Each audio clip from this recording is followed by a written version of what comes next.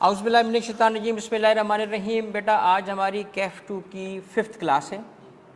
4 classes के अंदर हम लेवल 1 कवर कर चुके हैं। लेवल 1 में हमने कौन सी चीज़ें कवर की थी? रेजिडेंशियल स्टेटस वाला टॉपिक हमने कवर किया था। और जो लास्ट क्लास थी जिसमें बारिश की नज़र हो गई, तो यहाँ से एडमिन ने मुझे कहा कि सर जल्दी निकल जाएं, मगर मैंने कहा नहीं जी, कोई ऐसी बात नहीं है। मैं आराम से निकला और जब बारिश में फंसा तो पता चला कि भाई समंदर और कश्तियाँ और फ़िशिंग क्या होती है।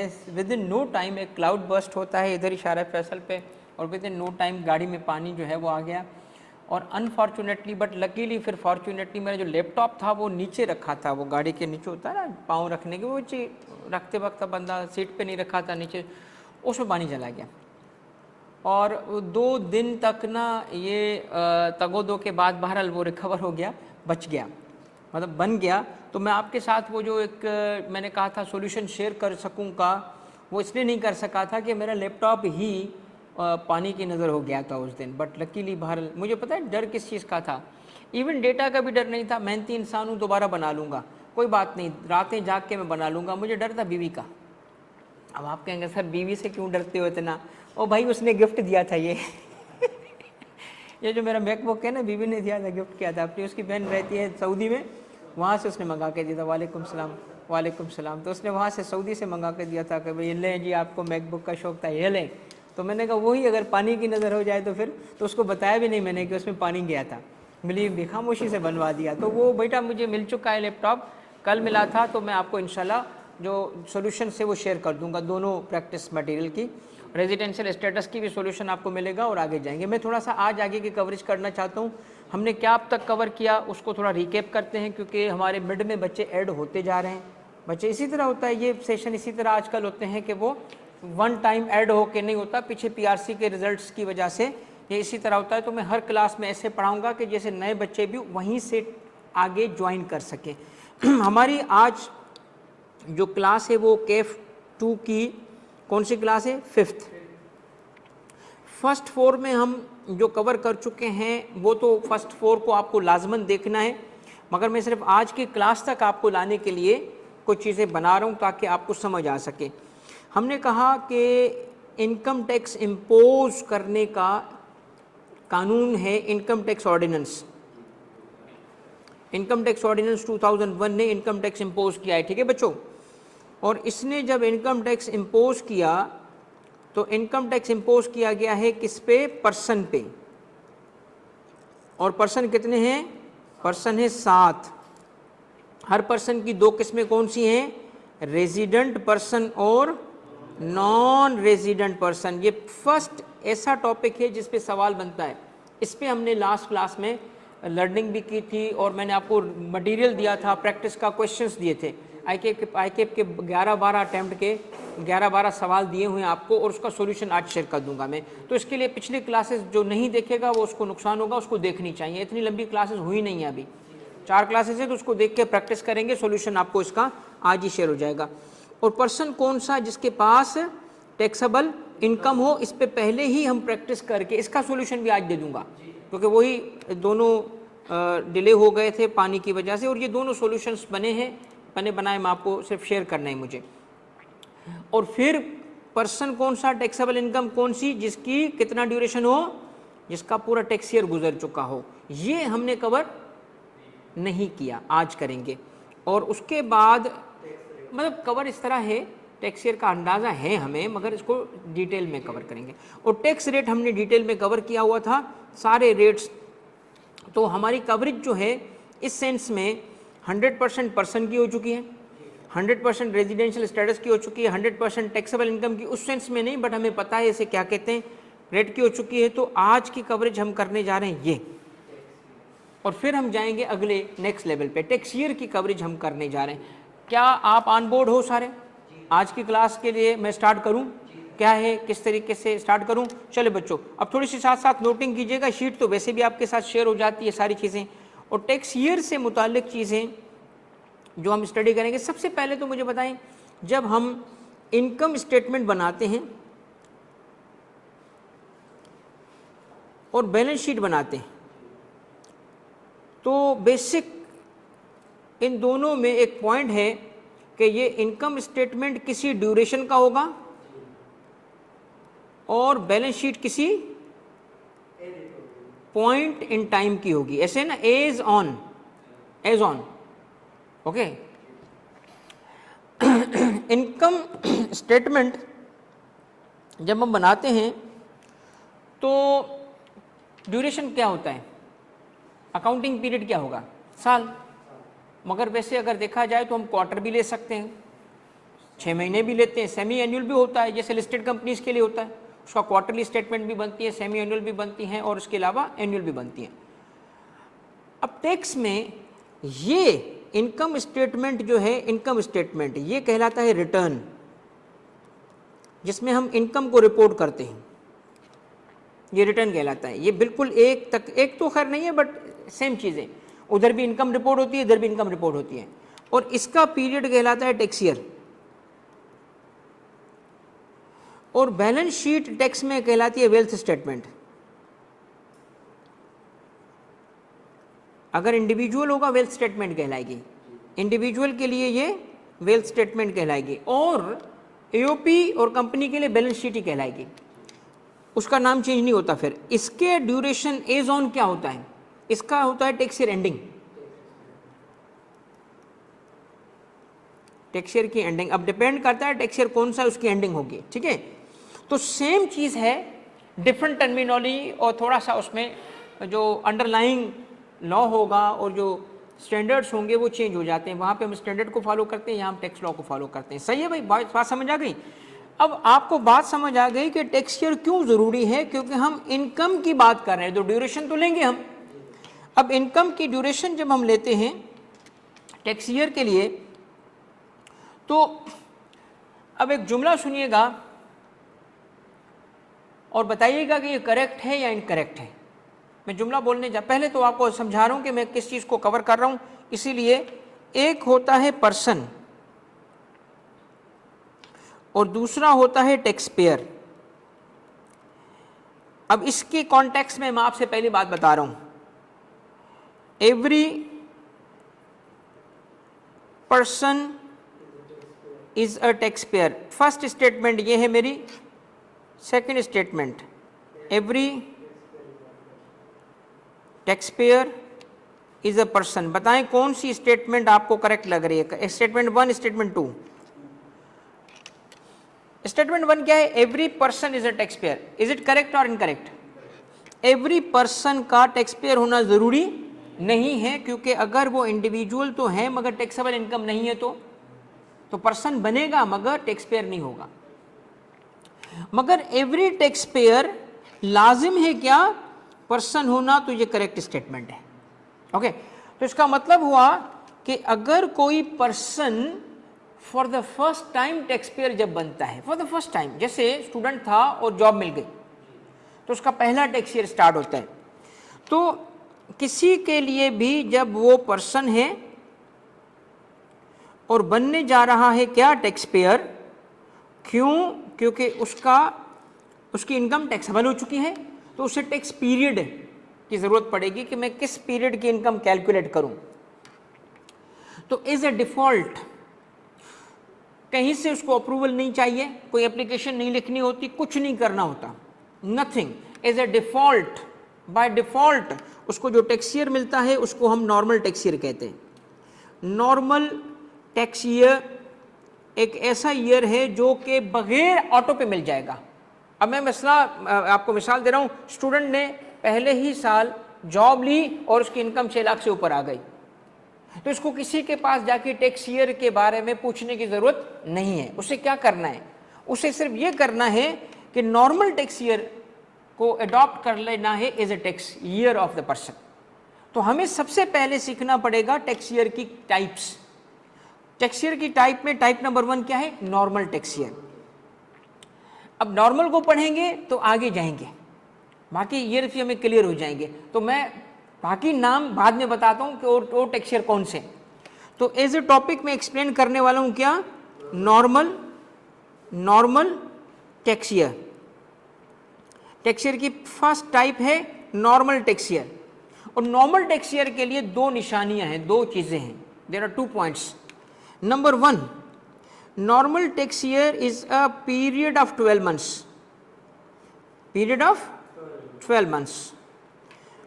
कौन से एक ही निशानी है, एंडिंग ऑन 30th जून, ये बन गया आपका नॉर्मल टैक्स ईयर, खत्म, टाटा बाय बाय, ये है आपका नॉर्मल टैक्स ईयर। सिर्फ एक चीज देखोगे, 30th जून है या नहीं है नॉर्मल टैक्स ईयर। तो वो जो इनकम कमाएगा ना स्टूडेंट, वो कहेगा मेरी इनकम जो 1 जुलाई से स्टार्ट हुई, यहां से लेके 30 जून तक जो मैंने कमाया। अब देखो 30 जून के बाद आता है 1 जुलाई पे जो उसने कमाया वो शामिल, क्योंकि वो शामिल इसलिए नहीं करेगा कि वो टैक्स ईयर एंडिंग के बाद की इनकम है, उस पर अभी टैक्स नहीं देना, अगले साल देना है, वो अलग टैक्स ईयर में चला गया। सर बीच में लगती है नॉर्मल टैक्स ईयर के जॉब पर, फिर उसका कैसे निकलना? शाबाश, उसकी जॉब लगी ही, सपोज करें 1 जुलाई पे नहीं, जुलाई अगस्त सितंबर अक्टूबर नवंबर में लगी, तो बस ठीक है, वहीं से शुरू हो जाओ। पहले महीने में 0, जरूरी थोड़ी है कि जुलाई के लिए भी कोई इनकम डालूं, नहीं, उसमें 0, जुलाई 0, अगस्त 0, सितंबर 0, अक्टूबर से लेके इनकम। तो इसका मतलब ये नहीं हर महीने के कुछ पैसे होना जरूरी है, नहीं है ना। इसका मतलब क्या है, आपने करना क्या है, आपका टैक्स ईयर स्टार्ट फिर भी वहीं से होगा। टैक्स ईयर आपका जुलाई से स्टार्ट होगा, क्योंकि जुलाई से ये अगस्त, ये बॉक्सेस हैं, ये सितंबर, अक्टूबर, नवंबर, दिसंबर, जनवरी, फेब, मार्च, अप्रैल, मई, ये आपका टैक्स ईयर हो गया।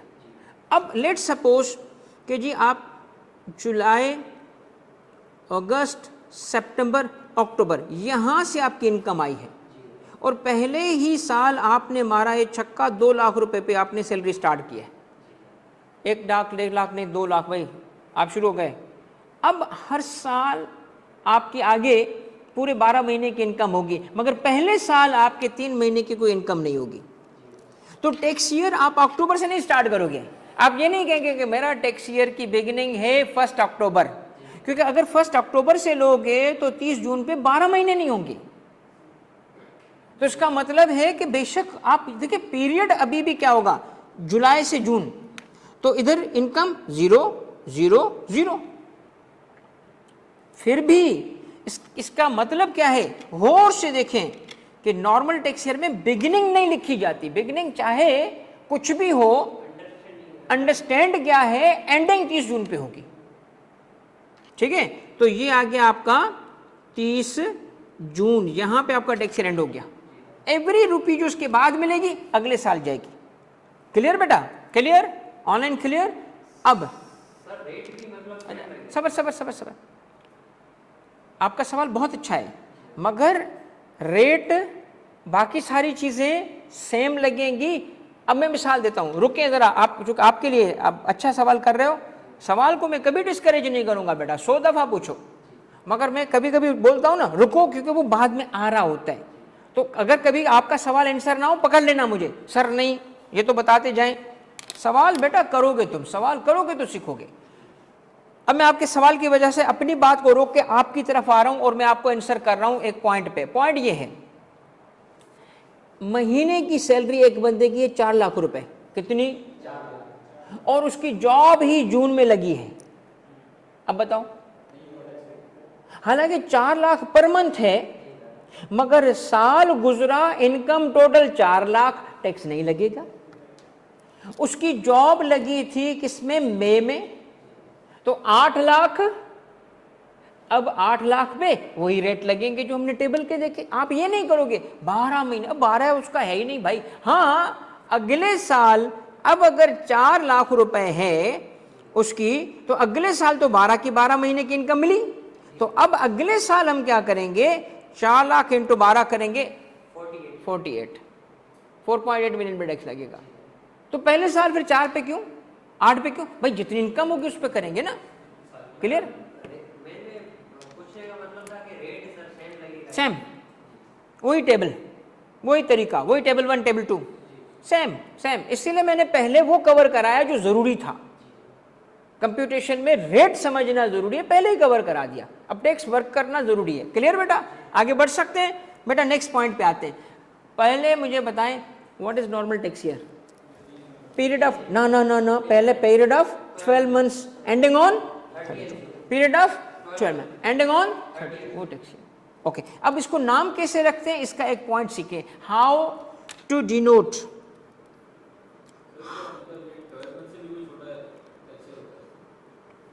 आता है आ रहा है, हाउ टू डिनोट। डिनोट का मतलब है हम उस पे नाम कैसे रखेंगे, नाम कैसे रखेंगे। हम अक्सर बोलते हैं टैक्स ईयर 2023, अब ये सीख रहे हैं कैसे। देखिए हम क्या करते हैं, सबसे पहले कोई एग्जाम्पल लेते हैं, 1/7/2002, 30/6/2003, ऐसे ही कोई टैक्स ईयर पुराना तरीन मैंने एग्जाम्पल सोची है, ये है टैक्स ईयर। नाम रखने का तरीका क्या है, इसको हम क्या बोलेंगे, हम इसको क्या बोलेंगे, टैक्स ईयर 2002, 2003, दोनों नाम ने, ऐसा भी तरीका हो सकता था, 21-22, 26-27 यूँ भी बोल सकते थे, 15-16 यूँ बोल सकते, नहीं ऐसे नहीं बोलते। टैक्स ईयर का नाम रखने का तरीका क्या है, सबसे पहले एंडिंग डेट देखो जो हमेशा 30 होगी, और उसका कैलेंडर ईयर निकालो, एंडिंग डेट का कैलेंडर ईयर, एंडिंग डेट का क्या बन जाएगा, उसका नाम बन जाएगा, we call it tax year 2003। अब मैं आपको एक मुश्किल इम्तिहान में डाल रहा हूं, मैं आपको बिगिनिंग एंडिंग नहीं दे रहा, मैं आपको बोल रहा हूं बताओ टैक्स ईयर 2018 बिगिनिंग क्या होगी, ऐसे वैसे एग्जैक्ट बिगिनिंग बताओ भाई। इसकी बिगिनिंग होगी 1/7/2018, 18 नहीं, क्यों? क्योंकि वो बिगिनिंग पिछले ईयर में होगी ना। एंडिंग किस में होगी, 30 जून 2018, ये इसका नाम है। चल अभी आ रहे हैं, अगले स्टेप पे से स्पेशल टैक्स सीखेंगे, ठीक है। पहली एग्जांपल आपने देखी, दूसरी आपने देखी, एक और करें तो आगे बढ़ते हैं। मैं आपसे पूछता हूं बताओ टैक्स ईयर 2025 क्या मतलब है इसका, 1/7/24, 30/6/25। चलें मैं आपसे एक और सवाल पूछता हूं, बताएं आज के दिन, डेट क्या है भाई, 4 अक्टूबर 2025 पे हमें ना, आज के दिन लास्ट कंप्लीटेड टैक्स ईयर कौन सा है, लानत शक्ल पे, लास्ट कंप्लीटेड ईयर कौन सा है, 26 का जून आ चुका है, तो कंप्लीट कैसे हुआ, तुम नाम बोलो ना उसका फिर, शाबाश। लास्ट कंप्लीटेड इस डेट में अगर देखोगे तो आपका, अब मैं आपसे सवाल पूछता हूं, पेपर किस मंथ में होने जा रहे हैं, मार्च में पेपर होंगे, कौन से मार्च में, मार्च 2026 में। बताएं लास्ट कंप्लीटेड ईयर कौन सा होगा, फिर भी वही होगा, कौन सा, क्या कहेंगे उसको, टैक्स ईयर 2025। तो सवाल में जब टैक्स ईयर देगा तो क्या लिखेगा, 25, कंप्लीटेड वही होगा। अब एक सवाल और आखिरी, आप बताएं इस वक्त रनिंग टैक्स ईयर कौन सा है, शाबाश शाबाश बेटा, क्योंकि वो अभी कंप्लीट नहीं हुआ, क्योंकि वो चल रहा है, अभी वो चलेगा कब तक, जब तक कि हम, तो टैक्स ईयर अभी कंप्लीट नहीं हुआ, जो आज हम इनकम कमा रहे हैं उस पर अभी हम टैक्स नहीं देंगे, 26 के जून एंडिंग के बाद हम उस पर टैक्स देंगे। क्या आपका टैक्स ईयर का कॉन्सेप्ट क्लियर हुआ? नॉर्मल टैक्स ईयर की दो बातें मुझे बताएं तो आगे बढ़ूंगा। पहली बात क्या, नॉर्मल टैक्स ईयर किसे कहते हैं, period of 12 months ending on 30 जून। निशानी क्या है, सर पे लिखा होगा, कुछ और नहीं, वो ना समझना, बीपी वाला, सर पे लिखा होगा दज्जाल, काफिर काफिर। तो इसके सर पे क्या लिखा हुआ है, 30 जून। नाम कैसे रखते हैं, एंडिंग डेट का कैलेंडर ईयर। नाम कैसे रखते हैं, मैं यहाँ लिख भी देता हूँ ताकि आपके लिए नोट्स भी बन जाएं कि नाम हम रखते हैं एंडिंग डेट का, क्या निकालते हैं, कैलेंडर ईयर। कैलेंडर ईयर का मतलब क्या होता है, जनवरी टू दिसंबर। देखते हैं कि कौन सा कैलेंडर ईयर है, 26 तो टैक्स ईयर 26, एंडिंग अगर हो रही है 25 तो टैक्स ईयर 25, एंडिंग 30 जून की हो रही है 17 तो टैक्स ईयर 17। क्लियर। अच्छा, अब ये वो टैक्स ईयर है जो बाय डिफॉल्ट मिल जाता है, बाय डिफॉल्ट मिल जाएगा। मगर सपोज करें कि मुझे नॉर्मल टैक्स ईयर सूट नहीं करता, जैसे आपको ब्लैक कपड़े पहना सूट नहीं करता, होता है ना, कुछ लोग होते हैं यार ये ना लकी नंबर नहीं है मेरा, हाँ? तो लकी नंबर क्या है, लकी नंबर मेरा ये है कि यार 11, 12, 15 ऐसे है ना। एक नजूमी के पास चले गए लोग, पता नहीं बड़े ज़ईफ़ुल एतकाद होते हैं, हाथ दिखाएंगे, नजूमी के पास जाएंगे और उससे कहते हैं बिजनेस जम नहीं रहा। वो तू मेहनत करेगा तो जमेगा ना, ठीक है, वह बिजनेस चल नहीं रहा। तो नजूमी ने बोला हाँ तेरा टैक्स ईयर में ही खराबी है, तो अपना टैक्स ईयर चेंज कर। कोई नजूमी को इनकम टैक्स वाला था कोई शायद, तो अपना इनकम टैक्स चेंज कर, तेरा बस लकी नंबर निकल आएगा, तू जा special tax year ending. Okay, वो बंदा चला गया इनकम टैक्स कमिश्नर के पास, कहता है नजूमी ने बोला टैक्स ईयर चेंज, कहता चल चल निकल, हम नजूमियों को नहीं मानते। तो असल में क्या है, कुछ जायज़ वजूहात भी होती हैं टैक्स ईयर चेंज करने की। मसलन एक जायज़ वजह होती है सीजनल बिजनेस। सीजनल बिजनेस जैसे शुगर केन, चावल है, शुगर, उसका सीजन आता है ना, तो सीजन में आपको पता है कि वो उसी सीजन में अवेलेबल होगा, लाइफ भी छोटी होती है, फिर वो रॉ मटेरियल में कन्वर्ट होगा। तो ऐसे बिजनेसेस में परचेजेस अलग टैक्स ईयर में चली जाएं, सेल्स अलग टैक्स ईयर में चली जाएं, तो वो फिर थोड़ा सा अजीब होता है। दूसरी एग्जांपल ये है कि पाकिस्तान में आप 30 जून फॉलो कर रहे हो ना, बाहर मुल्क में 30 जून नहीं हो तो फिर, और हेड ऑफिस उसका बाहर हो तो फिर वो बोले कि यार मेरा टैक्स ईयर चेंज कर दो भाई, मैं रिपोर्टिंग करता हूँ, मेरे अकाउंट्स में गड़बड़ हो रही है, मैं वही अकाउंट्स बनाऊँ जो आपको भी दूँ, हेड ऑफिस को भी दूँ, है ना।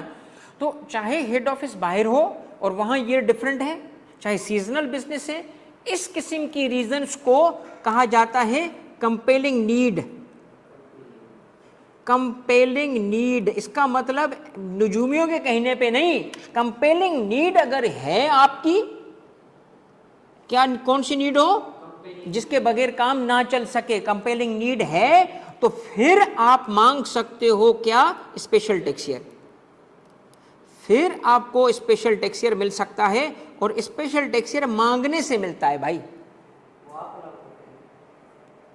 मांगने से मिलता है। किससे मांगते हैं भाई, कमिश्नर से। अब एक नॉर्मल टैक्स ईयर वाला बंदा था, तवज्जो रखिएगा, जो नॉर्मल टैक्स ईयर फॉलो कर रहा था, ये मैं आपको स्टडी करवा रहा हूं एक केस की, एग्जांपल दे रहा हूं, एक केस बता रहा हूं। केस में फर्स्ट स्टेज क्या थी, फर्स्ट स्टेज पे वो बंदा नॉर्मल टैक्स ईयर पे था, क्योंकि वो नॉर्मल टैक्स ईयर पे इसलिए था कि पर्सन था, टैक्स पेयर बना, नॉर्मल टैक्स ईयर मिल गया, और नॉर्मल टैक्स ईयर उसने फॉलो किया 1/7/2022 से लेके 30/6/2023 तक। कौन सा टैक्स ईयर था इसका, नॉर्मल। और नाम रखो इसका, नाम कैसे रखते हैं, एंडिंग डेट का कैलेंडर ईयर, तो ये नाम बन गया इसका टैक्स ईयर 2023 हो गया। ये टैक्स ईयर उसका था, मगर उससे स्पेशल टैक्स ईयर चाहिए, क्यों, उसके पास कंपेलिंग नीड है, क्यों, सीजनल बिजनेस था, हेड ऑफिस का ईयर डिफरेंट था। अब ये क्या करे, अब सेकेंड स्टेज में ये ट्रांजिशन करना चाहता है, ट्रांजिशन करना चाहता है, ट्रांजिशन किस तरफ जाना चाहता है, ट्रांजिशन करना चाहता है टुवर्ड्स स्पेशल टैक्स ईयर। तो कौन सा इसको ईयर चाहिए जो इसको बिजनेस को सूट करता है, कैलेंडर ईयर इसको चाहिए। कैलेंडर ईयर का मतलब है कि इसे स्पेशल टैक्स ईयर चाहिए जो स्टार्ट होगा कहाँ से, स्टार्ट होगा उसका 1 जनवरी से और एंड होगा 31 दिसंबर, ये इसको चाहिए। अब ये क्या करेगा, अब इसका एक प्रोसीजर फॉलो करेगा, क्या करेगा, ये ऐसे नहीं मिलेगा, इसको प्रोसीजर फॉलो करना पड़ेगा। प्रोसीजर क्या है, छोटा सा प्रोसीजर है, इजी प्रोसीजर है। स्टेप नंबर 1, अप्लाई करेगा, एप्लीकेशन देगा, apply to commissioner inland revenue, सही है ना? हाँ हाँ सही दिख रहा है। Apply to commissioner inland revenue, application, भाई के पास ऑफिस जाता हूँ अक्सर, हाँ अच्छा अच्छा अच्छा, एप्लीकेशन, चलो बेटा आ जाओ, स्टाफ को फिर डायरेक्शन देता हूँ। अब पता है ना, अफसर लोग हैं, बड़ी मेहनत करते हैं, सारा दिन जाके चाय पीते हैं, हाँ, क्योंकि इतनी फौज जो हमारे नीचे रखी गई है वो क्या करेगी? अगर हम काम करेंगे तो वो बेचारे क्या करेंगे? बोर होंगे, इसलिए हम काम ही नहीं करते, सारा काम उनको देते हैं। ओके, तो अब क्या था? Apply to commissioner. इसके बाद अब कमिश्नर की ड्यूटी है चाय पीने के अलावा थोड़ा वक्त निकाल लो ताकि चेक कर सको क्या इस बंदे को शाबाश, कंपेलिंग नीड है भी के नहीं। कंपेलिंग नीड चेक करेगा कमिश्नर, और उसको कंपेलिंग नीड नजर आ गई तो, और समझता है हाँ इसकी जरूरत है, तो वो ऑर्डर पास करके अलाउ कर देगा क्या? Special tax year. कौन सा? जो उसने मांगा 1 जनवरी, जो भी मांगे, जरूरी नहीं है कि वो दिसंबर एंडिंग मांगे, वो कोई भी मांग सकता है। 30 जून को छोड़ के कोई भी एंडिंग ले सकता है, उसके बिजनेस को सूट करती है। जी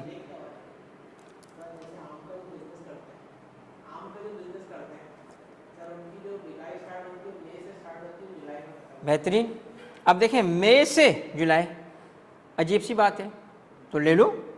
किसने मना किया? आपको किसने कहा दिसंबर जनवरी दिसंबर लो? आप लो, में लो दिसंबर, आपकी मर्जी, पाबंदी नहीं है। No no no no no,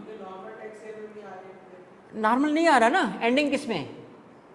एक बंदे ने आगे कमाल कर दिया, कहता है मुझे 29 जून की एंडिंग चाहिए, 29 जून की एंडिंग चाहिए। लानत तेरी शक्ल पे, तो एक दिन क्या है सर, लकी नंबर नहीं है, मेरी शादी 30 जून पे हुई थी ना, इसीलिए सब गड़बड़ होती है।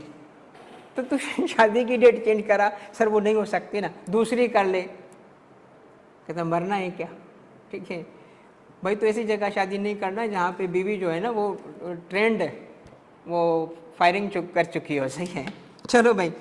तो पहली चीज क्या है? सब apply to commissioner, commissioner compelling need देखेगा, ऑर्डर पास करेगा। मगर अगर no compelling need, no compelling need, तो वो ऑर्डर पास करेगा अब भी, मगर रिजेक्शन का। अब सुनो, रिजेक्शन से पहले एक दफा मुझे एप्लीकेशन आई, लिखा है इसमें, डियर मिस्टर कमिश्नर साहब, सुनना, please allow us calendar year as our special tax year, thank you very much. ये एप्लीकेशन थी, हैं? सीधी बात, सीधी बात, कुछ भी नहीं, बस allow us special taxes, special taxes. कोई पहचानने वाले नहीं थे।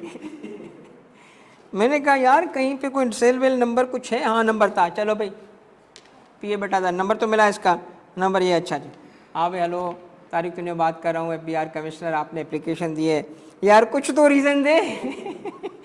कंपेलिंग नीड नहीं है अभी मेरे पास, तो दिल तो करता है रिजेक्शन भेज दूँ तुम्हें, सीधी सीधी रिजेक्शन बहुत भेज दूं, मगर लॉ मुझे पाबंद करता है। अब लॉ क्या पाबंद करता है कि आप रिजेक्शन का ऑर्डर पास नहीं कर सकते जब तक के उसे अपॉर्चुनिटी ना दो, opportunity of being heard, opportunity of being heard. और वो टेलीफोन के जरिए नहीं देते, लेटर लिखते हैं। उसको मैंने बोला भाई मैं खत भेज रहा हूँ आपको, मुझे ज़रा रीज़न तो बताएं आपके बिजनेस को क्यों ज़रूरत है। उन्होंने कहा ठीक है सर। फिर मैंने टाइपिस्ट बिठाया, लिखो भाई, dear mister tax payer, you have applied on such and such date in which you have requested for special tax under section 74. However, you have not shown compelling need. You are hereby given an opportunity to explain as to why not your application should be rejected if you don't show compelling need. आपको time दिया जा रहा है 7 दिन का, वो 2 दिन में आ गया, 2 सफ़े लिख के आ गया आपकी बात, ठीक है। तो कंपेलिंग नीड अगर नहीं शो करेगा रिजेक्शन होगी, मगर रिजेक्शन से पहले क्या होगा? अपॉर्चुनिटी। ये इसलिए दी गई ताकि उसको एक चांस तो मिले। हाँ, अपॉर्चुनिटी में अगर वो नीड शो कर देगा, कंपेलिंग नीड, तो अलाउ हो जाएगा, और नहीं शो कर सकेगा तो रिजेक्ट हो सकेगा। अगर कंपेलिंग नीड होगी तो अलाउ, नहीं तो फिर रिजेक्ट। इसका मतलब डायरेक्ट रिजेक्शन नहीं हो सकती। जैसे बीवी है ना, बात से पहले बोलती नो, और सुन तो सही, नो, ऐसे हम नहीं कर सकते हैं। हमें उसकी बात सुननी है, समझनी है, और फिर इंसाफ से फैसला लेना है। तो प्रोसीजर आपने देख लिया, किस चीज का प्रोसीजर? इंसाफ पे डांट, डांट जलील आ तो सही तू मैदान में। तो सेकंड स्टेज में जब हम आते हैं तो स्पेशल टैक्स ईयर एवं ही नहीं मिल जाएगा, स्पेशल टैक्स ईयर के लिए प्रोसीजर फॉलो करना पड़ेगा। तो इसने इस केस में क्या किया था, प्रोसीजर फॉलो किया और कहा मुझे स्पेशल टैक्स ईयर दे दो। अब स्पेशल टैक्स ईयर इसने कहा मुझे जनवरी टू दिसंबर चाहिए। तो जरा गौर से देखो इसकी लास्ट डेट क्या थी, जिस डेट पे इसका नॉर्मल टैक्स ईयर एंड हो रहा था। ऑनलाइन बेटा इसका नॉर्मल टैक्स ईयर की एंडिंग बताएं जो इसकी स्टेज 1 की बात थी, स्टेज 1, और उस वक्त ये फॉलो कर रहा है नॉर्मल टैक्स ईयर और एंडिंग डेट है 30 जून।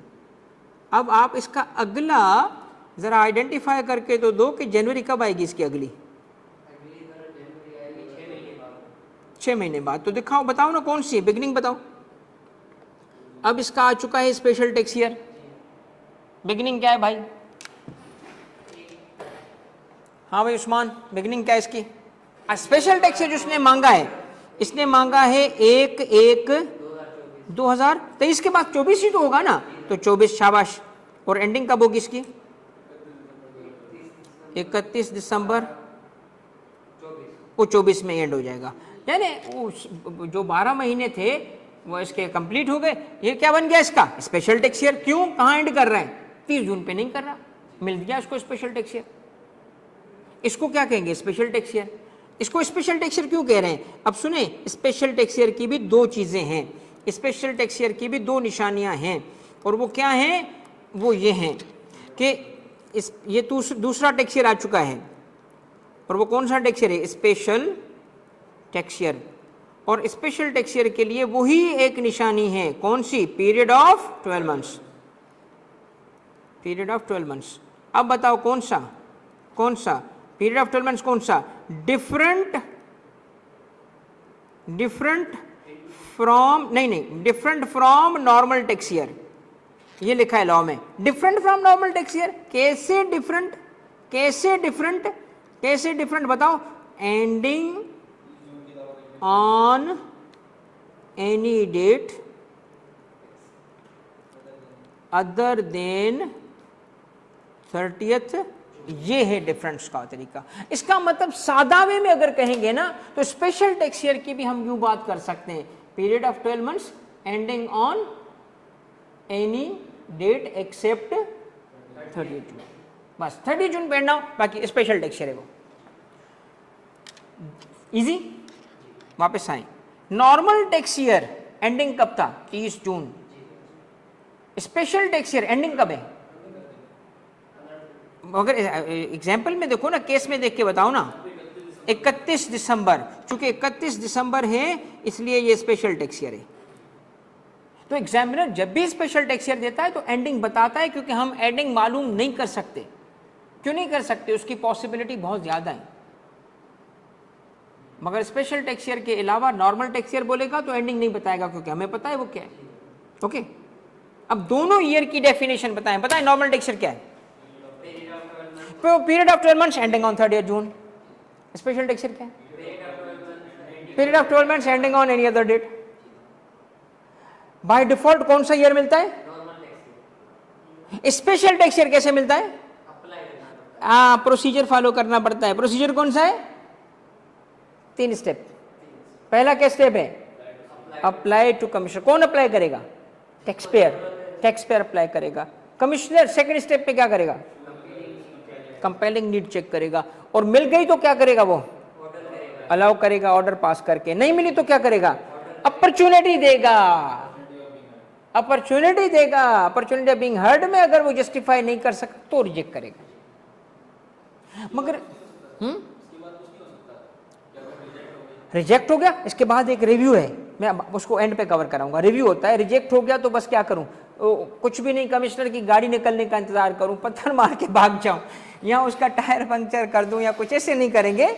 कमिश्नर के ऊपर भी है तो रिव्यू एप्लीकेशन फाइल करते हैं। अपील नहीं है, रिव्यू एप्लीकेशन है। ठीक है बच्चों? अच्छा, स्पेशल में जो एसन एंडिंग होगी वो कोई भी हो सकती है। असल में टैक्स ईयर में बिगिनिंग कोई भी हो सकती है, एंडिंग पे फोकस होता है। एंडिंग 30 जून है तो नॉर्मल टैक्स ईयर, एंडिंग कोई और डेट है तो स्पेशल टैक्स ईयर, वैसे ही फिक्स हो जाती है, वैसे ही फिक्स हो जाती है। बिल्कुल सही है, अगर एंडिंग बताई तो बिगनिंग वैसे ही पीरियड ऑफ 12 मंथ्स की वजह से फिक्स हो गई। अब थोड़ी तवज्जो कीजिएगा, अब स्पेशल टैक्स ईयर का नाम कैसे रखते हैं, ये थोड़ा मुश्किल है। मुश्किल नहीं है, उसमें 2 स्टेप्स हैं, एक स्टेप नहीं है। अब स्पेशल टैक्स ईयर को डिनोट कैसे किया जाता है, this is very important. Denote, denote का मतलब है नाम रखना। क्या? Special tax year, let's denote a special tax year. हमने जिस टैक्स ईयर का नाम लिया, डेट ली थी, वो कौन सी थी वो बताइएगा। वो था 1 जनवरी। स्पेशल टैक्स ईयर क्या था को हमारा 1 जनवरी 2024 से लेके 31 दिसंबर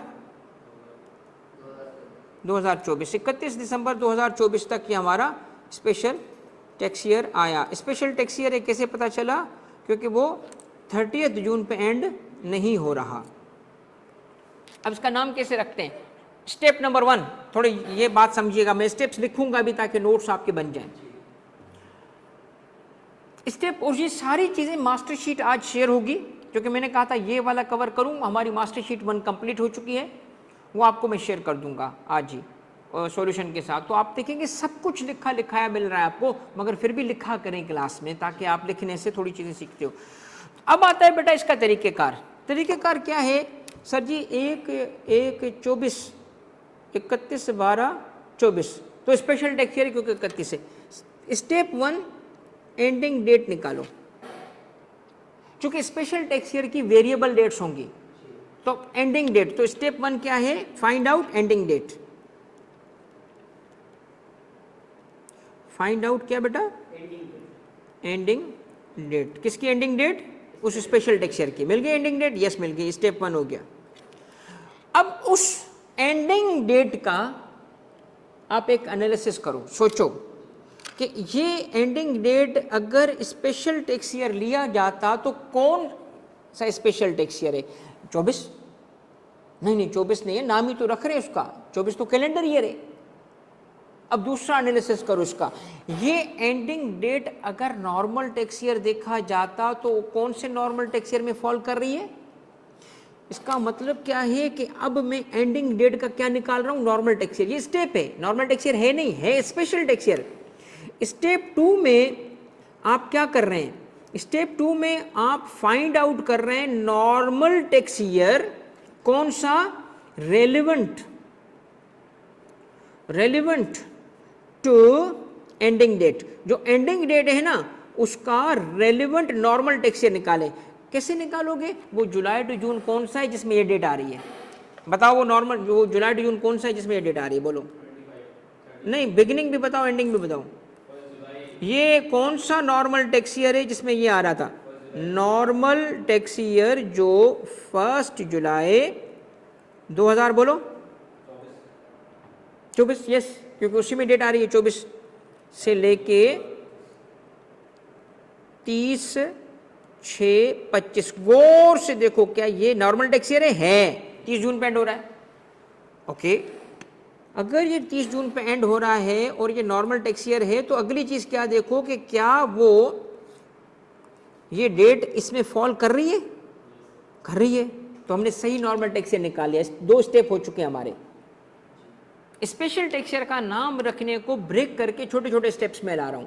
एक दफा सीख लोगे ना तो एक झटके में मालूम कर लोगे, तुम्हें इतना लंबा टाइम नहीं लगेगा। पहले सिखाने के लिए तो छोटे छोटे स्टेप बताऊं ना। स्पेशल टैक्स ईयर का पहला स्टेप क्या है? Find out ending date. Sir ji ending date निकाल ली। अब कहते हैं उस एंडिंग डेट का क्या निकालो? Normal tax year. सर वो निकाल लिया। अब नॉर्मल टैक्स ईयर का नाम कैसे रखा था आपने? पहले पहले पहले पहले नॉर्मल टैक्स ईयर का नाम क्या रखा था? एक लफ्ज नहीं बोल रहे आप। एंडिंग डेट का ऑनलाइन वालों कैलेंडर ईयर, वो रिपीट करो, बन गया नाम, हो गया नाम, हो गया नाम, बस ये स्टेप्स थे। इसका मतलब क्या है? फिर इस नॉर्मल टैक्स ईयर के नाम का तरीका रिपीट करो जो पहले आपने सीखा था। नॉर्मल टैक्स ईयर, इसका मतलब क्या था? नॉर्मल टैक्स ईयर का नाम क्या रखते हैं? नॉर्मल टैक्स ईयर की एंडिंग डेट का, ending date of normal tax year क्या निकालते हैं हम उसका? क्या निकालते हैं उसका, कैलेंडर ईयर। वो कैलेंडर ईयर नाम बन जाता है टैक्स ईयर का। ये कैलेंडर ईयर कौन सा है सर, ये देखें 25, तो नाम क्या बनेगा इसका, टैक्स ईयर 2025। अब गौर से देखें, अजीब सी बात है, बिगिनिंग एंड एंडिंग 24 की है, नाम 25 बन रहे हैं। ठीक है, नाम क्या बन रहा है, 25, तो 25 इसका टैक्स ईयर बन गया। हेलो, हाँ जी, क्लास में खैरियत?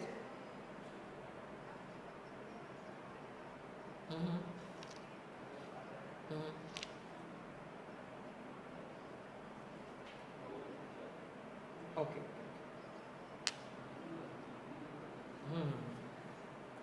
ठीक है, ओके, ठीक है। तो जो बुनियादी बात मैंने आपको बताई वो क्या है कि स्टेप्स इसके थोड़े से डिफरेंट हैं compare to normal tax. Normal tax का एक ही था, अब दोनों चीज़ों को रिपीट करते हैं, एक इलस्ट्रेशन रिपीट करते हैं ताकि आपकी बात मुकम्मल क्लियर हो जाएगी। ये टॉपिक कंप्लीट हो गया आपका। समझें कि जो 5वीं क्लास में अब हम एडवांस लेवल पे पहुंच जाएंगे, 5वीं क्लास एंड हो जाएगी, अगला टॉपिक हमारा एडवांस लेवल शुरू हो जाएगा। फिर हम salary, business, income from property और ये पढ़ रहे होंगे जो कोर है हमारे कोर्स का। और कोर को जैसे ही कवर कर लेंगे, कुछ पेरिफेरी है, इनकम टैक्स कोर्स खत्म, जो कि 65% कोर्स है हमारा। ऐसे हम इसको कवर कर रहे हैं, बेस को कवर करके तो हम कोर में पहुंच जाएंगे, तो कोर तक हम आने वाले हैं। ठीक है, इसीलिए मैं चाहता हूं कि इसको थोड़ा सा एक दफ़ा रिपीट करूं कि सारी चीज़ें अच्छे तरीके से पुख्ता वे में आपकी कवर हो जाएं। ठीक है, अच्छा बेटा, सबसे पहले अच्छा ये जो आपने एहसन फिस्कल ईयर कहा है, इसका जवाब भी देता हूं सबको। देखिए, एक लफ्ज़ और इस्तेमाल होता है financial year. Financial year tax का टर्म नहीं है, आम लैंग्वेज का टर्म है, आम सादा ज़बान का टर्म है। फाइनेंशियल या फिस्कल ईयर का मतलब होता है 30 जून एंडिंग है। इसका मतलब नॉर्मल टैक्स ईयर ही फाइनेंशियल ईयर भी है, मगर दो अलग अलग कॉन्टेक्स्ट होंगे, एक टैक्स की कॉन्टेक्स्ट, एक नॉर्मल कॉन्टेक्स्ट। हमारे मुल्क का बजट कौन सा होता है, फाइनेंशियल ईयर, उसको नॉर्मल टैक्स ईयर नहीं बोलते। जिसको टैक्स के लिए नॉर्मल टैक्स ईयर बोला जाता है आम जबान में, उसी को, जिसको टैक्स में नॉर्मल टैक्स ईयर कहते हैं, आम जबान में उसको फाइनेंशियल ईयर कहा जाता है, फिस्कल ईयर कहा जाता है। ठीक है सन? अच्छा बेटा, अब थोड़ा हम रिपीट कर रहे हैं सेम एग्जांपल को। हमारे पास था normal tax year, okay. Normal tax year हमने जो लिया था अपने केस में, अपनी एग्जांपल में, वो क्या था, वो था 1 जुलाई 2022 एंडिंग ऑन 30 जून 2023। ये हमारा नॉर्मल टैक्स ईयर था भाई। ठीक है, नाम कैसे रखा हमने, एंडिंग डेट का कैलेंडर ईयर। एंडिंग डेट का कैलेंडर ईयर, ये नाम रखने का तरीका था, एंडिंग डेट और उसका क्या लिया, कैलेंडर ईयर। कैलेंडर ईयर तो नाम बन गया क्या, इसका नाम रखो, टैक्स ईयर 2023। ठीक हो गया। अगला स्टेप, नेक्स्ट ईयर हमने कौन सा लिया सर जी, नेक्स्ट ईयर हमने लिया है स्पेशल टैक्स ईयर। आ जाओ भाई, स्पेशल टैक्स ईयर इधर आ जाओ। कौन सा था स्पेशल टैक्स ईयर जो इसने रो के लिया, 1 जनवरी, शाबाश, 1 जनवरी 2024 से लेके 31 दिसंबर 2024। नाम रखो इसका। क्या क्या स्टेप थे, स्टेप ये थे, सबसे पहले टैक्स ईयर की एंडिंग डेट, फिर उसका नॉर्मल टैक्स ईयर एक साथ 24 से 30/6/2025, फिर उसकी एंडिंग का कैलेंडर ईयर। कैलेंडर ईयर तो नाम क्या बन गया इसका, इसका नाम बन गया टैक्स ईयर 2025। क्लियर? ओके। अब ये देखें,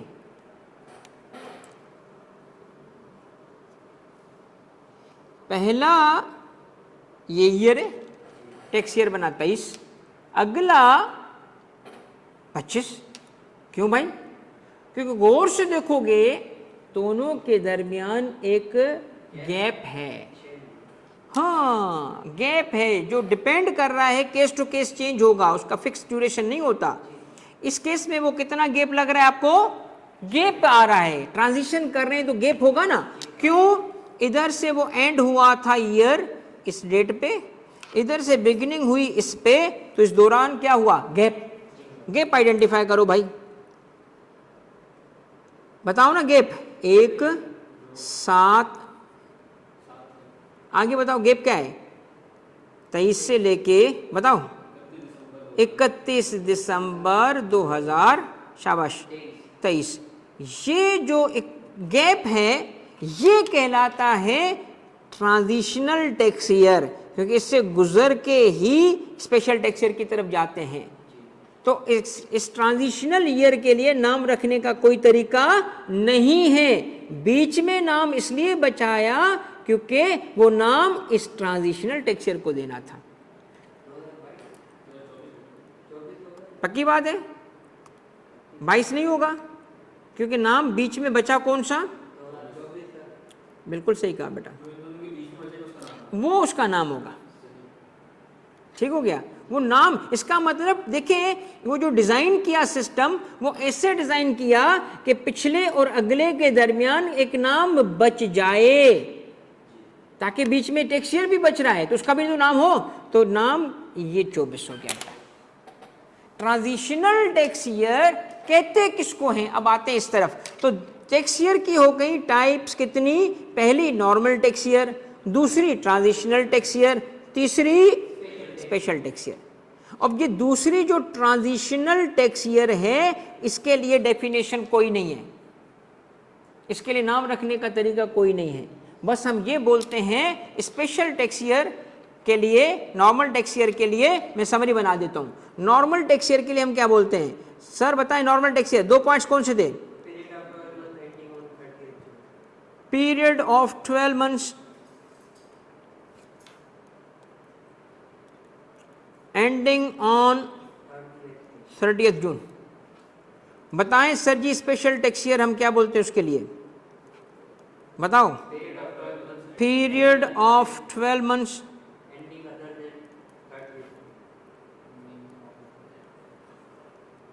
different from normal tax year, जो लॉ में लिखा है वो ये लैंग्वेज है। डिफरेंट कैसे, कैसे different, ending on any date other than या एक्सेप्ट 30 जून।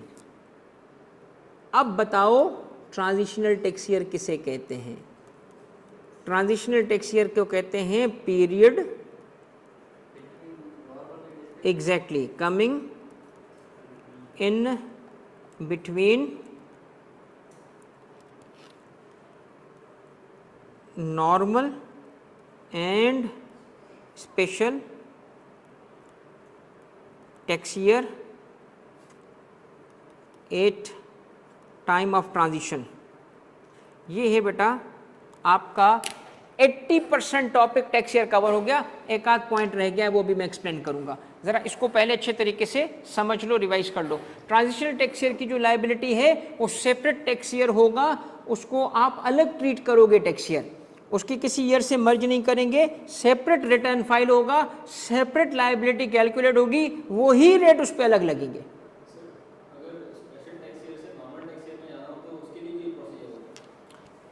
एक्सीलेंट, अगर नॉर्मल टैक्स ईयर से स्पेशल की तरफ जा रहे हैं तो स्पेशल से नॉर्मल पे भी जा सकते हैं, same procedure, same procedure.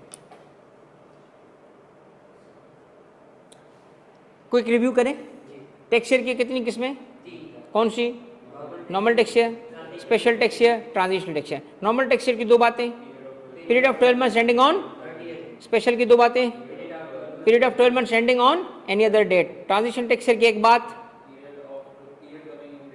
Period in between normal and special at the time of transition. Okay, tax क्यों नहीं आ रहा, उसमें भी तो इनकम कमाई होगी, नहीं कमाई तो नहीं है, कमाई तो टैक्स लगेगा ना, अलग ईयर है वो, छोटा ईयर है, छोटू है, मगर for all purposes tax year है वो, उसका हर चीज़ अलग होगी। सही है बच्चों, एक बात मुझे बताओ, ट्रांजिशन का तरीकेकार क्या है, प्रोसीजर की 3 बातें, अप्लाई करेंगे टू CIR, कंपेलिंग नीड करेगा CIR चेक, ऑर्डर पास करेगा। अब ऑर्डर अगर एग्री करने का है तो डायरेक्ट पास कर देगा, रिजेक्ट का है तो पहले अपॉर्चुनिटी ऑफ बीइंग हर्ड देगा, फिर उसको रिजेक्ट करेगा। सही है, क्लियर? अब हाँ, ट्रांजिशन टैक्स ईयर का मतलब टाइम कोई डिफाइन नहीं है? नहीं है, 1 महीने भी हो सकता है, 1 महीना भी हो सकता है, चंद दिन भी हो सकता है, कोई ईयर डिफाइंड नहीं है, वो केस टू केस वेरी करेगा। और टैक्स ईयर की इधर एंडिंग लाजमी है कि मंथ एंड हो या बीच में हो सकती है? टैक्स ईयर की एंडिंग बीच में भी हो सकती है, कहीं पे भी हो सकती है, वो बस ज़रूरत कंपेलिंग नीड हो, कंपेलिंग नीड हो, ठीक है। अच्छा, एक चीज़ अगर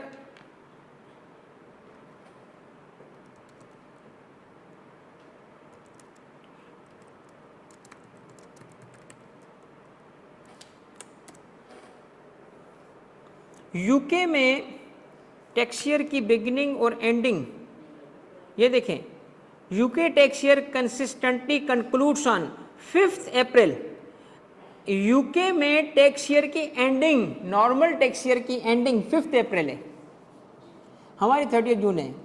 अब ये अजीब सी बात है, वाई 5 अप्रैल?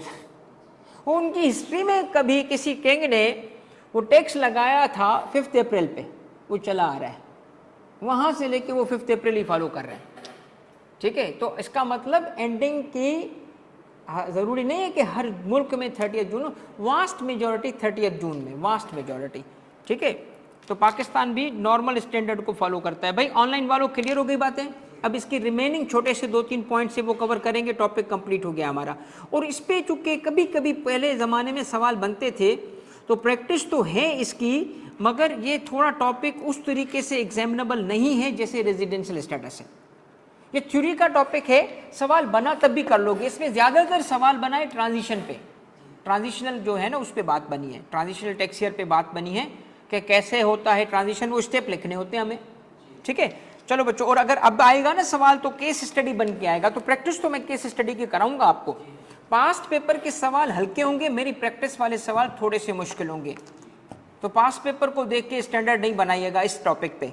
अच्छा बेटा, लास्ट हमारे कंक्लूडिंग बात है टैक्स ईयर की, और हमारा फिर लेवल 1 कंप्लीट है, फिर हम कोर ऑफ द सब्जेक्ट में घुस जाएंगे अगली क्लास में।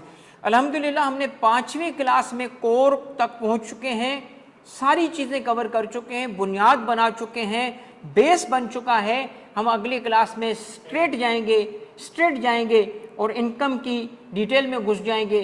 5 टॉपिक वो कर लो, कुछ पेरिफेरल टॉपिक करो, 60% कोर्स कंप्लीट हो जाता है। थ्योरी के कुछ टॉपिक्स जो मैंने कहा था कि हैं, तो मैं सुबह की क्लास डे 1 से बोल रहा हूँ आपको, इस दफ़ा थ्योरी डेफर नहीं करेंगे हम। इस दफ़ा आपके सब्जेक्ट के अंदर सेगमेंट ही अलग कर दिए गए हैं थ्योरी के, सेगमेंट बना के, यानी सवाल बनेंगे ही बनेंगे थ्योरी के।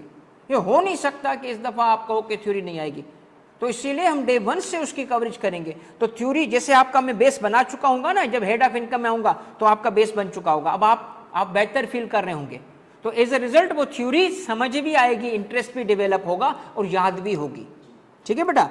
अच्छा, अब टैक्स ईयर के लास्ट पॉइंट्स क्या हैं हमारे? टैक्स ईयर का एक पॉइंट है लास्ट, वो है case to case basis. Case to case basis, case to case basis क्या है भाई? मिस्टर ए को टैक्स ईयर चेंज कराना था, case to case basis, B को नहीं कराना, सी को चाहिए। इंडिविजुअल टैक्स पेयर्स अगर नॉर्मल टैक्स ईयर से, इंडिविजुअल टैक्स पेयर अगर नॉर्मल टैक्स ईयर से स्पेशल पे जाना चाहता है, तो ये वही प्रोसीजर है जो ऊपर हमने लिखा, कमिश्नर के पास जाना पड़ेगा। मगर एक और भी है, कमिश्नर ने देखा एक राइस एक्सपोर्टर है, मेरे पास आया, कहता है जी राइस जो कि सीजनल बिजनेस है, मुझे स्पेशल टैक्स ईयर दे, उसने दे दिया। अगले दिन 2 राइस एक्सपोर्टर आ गए, फिर उसके अगले दिन 5 आ गए, कुछ साल तक लगा हुआ है, सिर्फ राइस एक्सपोर्टर को ही स्पेशल टैक्स ईयर दिए जा रहे हैं, तो और काम नहीं करेगा क्या? तो उसने हेड ऑफिस फ़ोन किया इस्लामाबाद, बॉस यहाँ तो लाइन लगी हुई है, मैं तो टैक्स ले ही नहीं पाऊंगा, सारा दिन मैं इनमें लगा रहूँगा। उन्होंने कहा अच्छा क्यों? सर सारे राइस एक्सपोर्टर्स मेरे पास आ रहे हैं। तो सारे आ रहे हैं, क्यों? सर उनका बिजनेस ही ऐसा है, सीजनल है। उसने कहा अच्छा तू काम कर, रुक 1 हफ्ते में हम लॉ को चेंज करते हैं। लॉ चेंज कर दिया उन्होंने कहा जब सबको ही देना है तो एक एक को क्यों बुलाएं? तो सेकंड बेसिस क्या है? ग्रुप या क्लास ऑफ पर्सन। भाई एक बात देखो ना, सिर्फ एक राइस एक्सपोर्टर को थोड़ी चाहिए, जहां कौन सा केस होगा, क्लास का। वहां इंडिविजुअल एफबीआर के कमिश्नर के पास नहीं जाएंगे, वो ग्रुप में मिलके किसके पास जाएंगे, हेड ऑफिस के पास। और हेड ऑफिस को हम क्या बोलते हैं टैक्स में, बोर्ड। द बोर्ड, बोर्ड का मतलब है फेडरल बोर्ड ऑफ रेवेन्यू। जब हम सिर्फ बोर्ड बोले ना, समझिए Islamabad head office, chairman FBR, members, board members. जैसे कंपनी का बोर्ड ऑफ डायरेक्टर होता है, एफबीआर का भी ऐसा ही है, उसको बोर्ड कहा जाता है, मोस्ट पावरफुल बॉडी, उनके पास जाएंगे। ये है पॉइंट हमारा समझने का कि ये आसानी पैदा करने के लिए ये बात क्या है। पहला तो आप पढ़ चुके हो, ऊपर सारा ये तो पढ़ा आपने, नॉर्मल से स्पेशल, स्पेशल से नॉर्मल, प्रोसीजर, ये सारी डिटेल तो पढ़ चुके हैं। ये पॉइंट क्या है, ये पॉइंट इस तरह है कि देखें, जहां पे क्लास ऑफ पर्संस की बात होगी तो बोर्ड के पास पावर है। बोर्ड का मतलब यहां पे क्या होगा, हेड ऑफिस इस्लामाबाद। बोर्ड के पास पावर है कि बोर्ड क्या कर सकता है, एक नोटिफिकेशन इशू करेगा। नोटिफिकेशन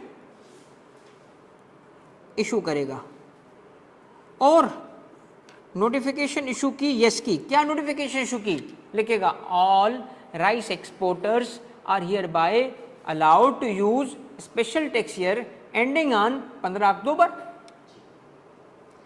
तो अगर वो नोटिफिकेशन इशू हुई तो क्या अब किसी भी राइस एक्सपोर्टर में बिजनेस स्टार्ट करने वाले बंदे को नॉर्मल टैक्स ईयर पे जाके स्पेशल टैक्स ईयर की ट्रांजिशन करनी है, या स्टार्ट ही नॉर्मल से करे और स्पेशल से करे, स्टार्ट ही स्पेशल से करेगा। इसका मतलब है कि अब बाय डिफॉल्ट इस केस में, बाय डिफॉल्ट इस केस में क्या मिल चुका है उसे, स्पेशल टैक्स मिल चुका है।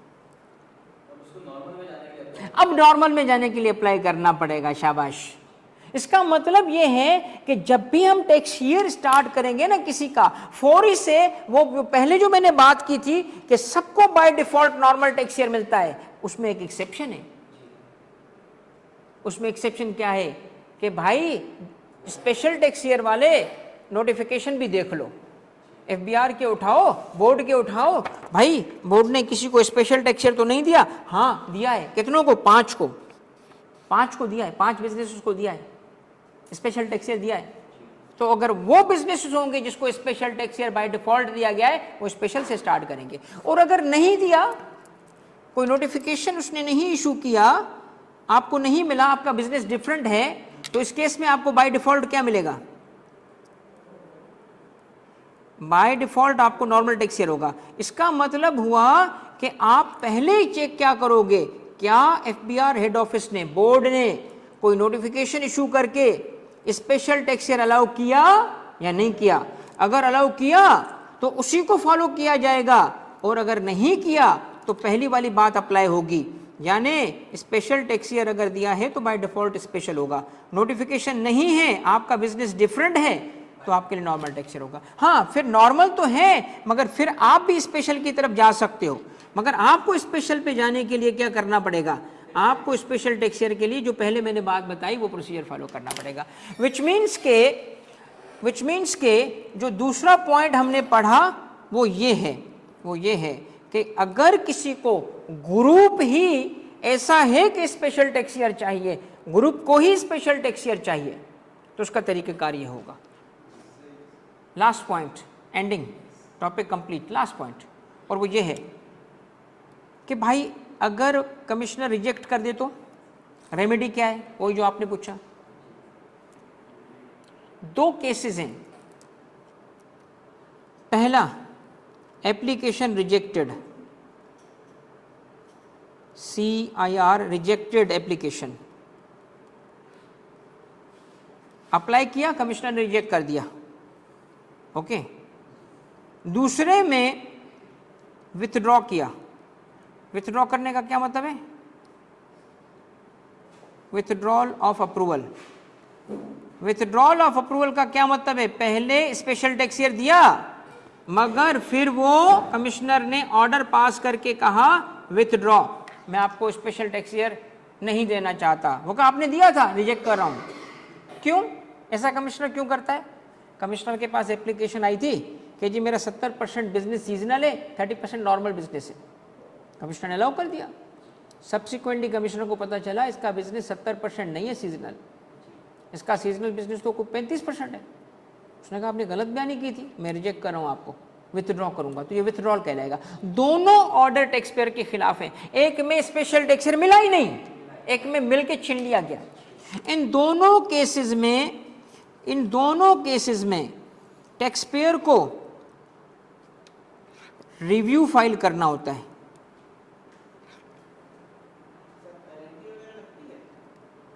गलत बयानी होगी तो पेनल्टी लगेगी ना, ये तो इस तरह नॉर्मल से रिव्यू फाइल करेगा। कौन फाइल करेगा? Tax pair. किसके पास? हेड ऑफिस के पास। नहीं, कमिश्नर के तो खिलाफ जाएगा ना, ये तो उसका ऑर्डर था पहला, ये भी ऑर्डर कमिश्नर ने ऑर्डर किया, रिजेक्टेड। ये कमिश्नर ने ऑर्डर किया कौन सा? विथड्रॉल। तो इस ऑर्डर को वो अपने हक में कन्वर्ट कराने के लिए कमिश्नर के ऊपर जाएगा ना, तो रिव्यू कहाँ फाइल होता है? Head office. हेड ऑफिस को हम क्या कहते हैं? हेड ऑफिस को क्या कहते हैं? बोर्ड। इस्लामाबाद बोर्ड एप्लीकेशन जाएगी, dear sir I was given special tax year, however withdrawal order has been passed, जो गलत है ये रीजंस हैं। डियर सर मैंने अप्लाई किया था, मुझे स्पेशल टैक्स ईयर नहीं मिला, कंपेलिंग नीड भी है, इसको इम्प्रूव ये किया जाए। एप्लीकेशन यही होगी ना। और बोर्ड फिर उस डिसीजन को रिव्यू करेगा, देखेगा डिसीजन सही है या गलत है। तो अगर वो चाहे तो उसको फैसले को बरकरार कर देगा, अगर वो चाहे तो फैसले को रिजेक्ट करके अलाउ कर देगा। मगर जो भी डिसीजन होगा वो बोर्ड का डिसीजन क्या कहलाएगा? फाइनल। इसका मतलब है कि इसके खिलाफ आप कोर्ट में अपील फाइल नहीं कर सकते। In other words remedy tax payer को जब दी गई ऑर्डर को ठीक कराने, करेक्ट कराने, चेंज कराने की, तो वो बोर्ड के जरिए रिव्यू था, रिव्यू बाय द बोर्ड, और बोर्ड का फैसला फाइनल करार दिया गया। तो फिर आप कहीं और नहीं जाओगे, उस फैसले को ही मानोगे, अब नॉर्मल टैक्स ईयर पे ही आप अकाउंटिंग करोगे। ठीक है, टॉपिक को बेटा मैंने कंप्लीट कर लिया है, मगर मैं आपको एक दफ़ा वेरी क्विक रिव्यू दे रहा हूँ कि हमने क्या क्या पढ़ा। हमने कहा कि टैक्स में टैक्स ईयर का कॉन्सेप्ट इसलिए ज़रूरी है कि हमें इनकम जब कैलकुलेट करनी होगी तो लाजमी है कोई हमें एक पीरियड चाहिए, और वो पीरियड अकाउंटिंग में चाहे कुछ भी हो, टैक्स में भी इसका कॉन्सेप्ट है और उसको हम टैक्स ईयर कहते हैं। ओके, टैक्स में इसको टैक्स ईयर कहते हैं, जो हमारे कानून के मेन सेक्शन चार्जिंग सेक्शन में भी उसका जिक्र मौजूद है। कहा गया है कि टैक्सेबल इनकम एक टैक्स पीरियड की ली जाएगी जो टैक्स ईयर होगा। फिर हमने उस टैक्स ईयर को कंपेयर किया अकाउंटिंग से कि वहाँ पे वो इनकम स्टेटमेंट है, इधर वो रिटर्न कहलाता है, वहाँ बैलेंस शीट है, इधर वेल्थ स्टेटमेंट कहलाती है। तो वो ड्यूरेशन होगा, यही ड्यूरेशन यहाँ पे टैक्स ईयर कहलाता है। और इस टैक्स ईयर को फिर हमने कहा कि किस तरीके से कवर किया गया है, 3 तरीके से कवर किया गया है। एक है, उस्मान जी बेटा बताओ।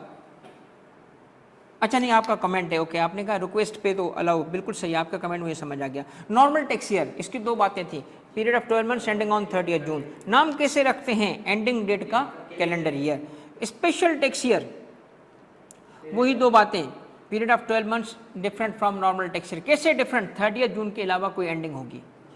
इसका नाम कैसे रखेंगे? इसके नाम रखने के लिए सबसे पहले एंडिंग डेट निकालेंगे, उसका नॉर्मल टैक्स ईयर निकालेंगे, और फिर उस नॉर्मल टैक्स ईयर का कैलेंडर ये नाम बन जाएगा। ऐसा क्यों किया गया? ताकि बीच में एक नाम बचे, क्योंकि बीच में एक टैक्स ईयर और आता है जिसको ट्रांजिशनल टैक्स ईयर कहते हैं। ट्रांजिशनल टैक्स ईयर की कोई डेफिनेशन नहीं है, बस हम इतना बोलते हैं कि ये पीरियड इन बिटवीन नॉर्मल और स्पेशल होता है eight the time of transition, और इसका नाम बीच में जो रह जाएगा वही इसका नाम बनेगा। ये हमारी मेन कंटेंट थी। फिर पेरिफेरल 2 बातें हमने कवर की, ये समरी में मैंने लिखी थी दोबारा। और पेरिफेरल 2 बातें क्या थी कि भाई एक एक केस तो चलो कमिश्नर के पास आता है, ग्रुप का केस हो तो किसके पास जाएगा? बोर्ड के पास। बोर्ड कैसे करेगा? बोर्ड एक सिंगल नोटिफिकेशन इशू करके पूरे क्लास को वो टैक्स ईयर दे देगा। तो अगर वो ऐसी नोटिफिकेशन मौजूद होगी तो बाय डिफ़ॉल्ट अब नॉर्मल नहीं, वो स्पेशल टैक्स ईयर मिल जाएगा। और अगर नहीं ऐसी नोटिफिकेशन है तो फिर नॉर्मल टैक्स ईयर ही उसका डिफ़ॉल्ट में आ जाए, बाय डिफ़ॉल्ट मिल जाएगा, और स्पेशल टैक्स ईयर के लिए आपको रिक्वेस्ट फाइल करनी पड़ेगी। और आखिर में मैंने कहा कि यूँ भी होता है कि अगर रिजेक्शन हुई या विथड्रॉल हुआ तो उसके खिलाफ रिव्यू भी है, और रिव्यू किसके पास फाइल होगा? बोर्ड के पास। बोर्ड का डिसीजन फाइनल है। होप कि आपको चीज़ें समझ आ गई। नाउ हमारा अब अच्छा खासा सिर्फ 5 क्लास में कवरेज हो चुकी है। इसका एक छोटा सा क्विज़ रखना चाहता हूँ, जो कि कुछ एग्जामिनेबल टॉपिक्स भी हैं, कुछ ऐसे टॉपिक्स भी हैं जो एग्जामिन हो सकते हैं। तो चूँकि आपने टैक्स कंप्यूटेशन की प्रैक्टिस भी की हुई है, आपने एक एग्जामिनेबल टॉपिक है जो कि टैक्स ईयर, छोटा सा टॉपिक है, और हमारा जो है वो रेजिडेंशियल स्टेटस भी हो चुका है। तो मैं चाहता हूँ कि आप मे बी मंडे पे अगर रेडी हैं तो मंडे पे हम क्विज़ लें। मंडे पे हम क्विज़ रखते हैं, मंडे के दिन हम क्विज़ रखेंगे। और क्विज़ का तरीका क्या होगा मैं आपको बता देता हूँ। क्विज़ के अंदर कंप्यूटेशंस होंगी। तो टैक्स ईयर हम 25 लेंगे, okay. Taxable income tax liability के न्यूमेरिकल होगा, जो आपने प्रैक्टिस की अब तक। रेट्स गिवन होंगे, आपका रेजिडेंशियल स्टेटस के वो जो प्रैक्टिस की थी ना उसका सॉल्यूशन भी मिल जाएगा, तो आप करेक्ट देख भी सकोगे। उसके एग्जाम लेवल ICAP लेवल के सवाल होंगे, हल्के नहीं होंगे। और फिर आपका सवाल ये टैक्स ईयर पे भी होगा। तो इसका मतलब आपका एक अच्छा खासा प्रैक्टिस मिल जाएगी। तो आप मंडे पे प्रैक्टिस इस क्विज़ के लिए रेडी रहिएगा। और उसके बाद जो है हम ट्यूसडे वाली क्लास, अगर मंडे पे मैं देखता हूँ कि क्लास भी लग जाए, क्विज़ भी हो जाए तो अच्छा है, अदरवाइज मंडे पे क्विज़ करो।